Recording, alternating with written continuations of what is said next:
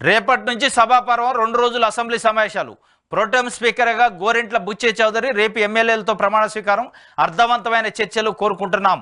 బాధ్యతలు స్వీకరించిన ఆర్థిక శాసనసభ వ్యవహారాల మంత్రి పయ్యవల కేశవులు అని చెప్పి నిన్న Payyavula Keshavulu finance and legislative affairs మినిస్టర్గా శాసనసభ వ్యవహారాల మంత్రిగా బాధ్యతలు స్వీకరించడం. మొట్టమొదటి సంతకం శాసనసభ సెషన్ పైన పెట్టిండు. దానికి సంబంధించి రేపటి నుంచి సభాపరం ఉంటుంది. అర్థవంతమైన చర్చ జరగాలని ప్రోటెం స్పీకర్గా సీనియర్ ఎమ్మెల్యే గోరెంట్ల బుచ్చే చౌదరిని నియమించారట. ఇది ఒక వార్త ఇచ్చారు. కీలక శాఖలకు సలహాదారులట.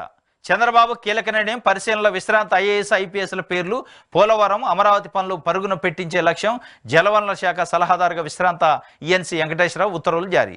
కీలక శాఖలకు సలహాదారులు. ఇదే సలహాదారుల పైన వైఎస్ఆర్సీపీ 2019 నుంచి 2024 మధ్యలో చాలామంది సలహాదారులు నియమించుకుంది. ఇదంతా దుర్వినియోగం, ప్రభుత్వ నిధులు దుర్వినియోగం తప్ప వాళ్ళతో అయ్యేది లేదు పోయేదని తెలుగుదేశం పార్టీ అనేక విమర్శలు చేసింది సలహాదారుల పైన. ఆ సలహాదారులను వచ్చి రాగానే తొలగించింది, కొంతమంది రిజైన్ చేసిపోయారు. మళ్ళీ మీరు అదే కొత్త మొదలు పెడతారు. మళ్ళీ మీరు సలహాదారుల కథ మొదలు పెడతారు. సీనియర్ ఐఏఎస్లు కానీ ఐపీఎస్లను సలహాదారులకు తీసుకుంటారట.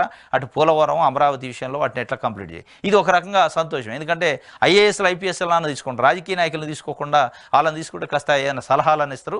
కానీ వాళ్ళు ఇచ్చే సలహాలు పాటిస్తారా, ఆ సలహాలను అమలు చేస్తారా అనేది పెద్ద ప్రశ్న. సలహాదారుల్ని చాలా రాష్ట్ర ప్రభుత్వాలు పెడుతున్నాయి, కానీ వాళ్ళు ఇచ్చే సలహాలను తీసుకుంటారా, వాళ్ళు ఇచ్చే సలహాలను అమలు చేస్తారా అనేది పెద్ద ప్రశ్న.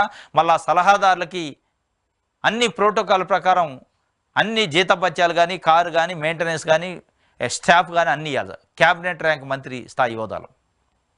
కానీ మరి వాళ్ళు ఇచ్చే సలహాలు ఏమైనా తీసుకుంటారా, అమలు చేస్తారా అనేది పెద్ద ప్రశ్న. అమలు చేసిన దాఖలాలు ఇప్పుడు అంతా పెద్ద ఎత్తున అయితే లేదు. ఇప్పుడు మరి ఐఏఎస్లు ఐపీఎస్లు కాబట్టి వీళ్ళ సలహాలు సూచనలు ఏమైనా తీసుకుంటారా చంద్రబాబు నాయుడు గారు? తీసుకొని అటు పోలవరం కానీ, ఇటు అమరావతి రాజధాని నిర్మాణం కానీ వీటిలలో పరుగులు పెట్టించే కార్యక్రమం ఏమైనా చేస్తారో చూడాలి.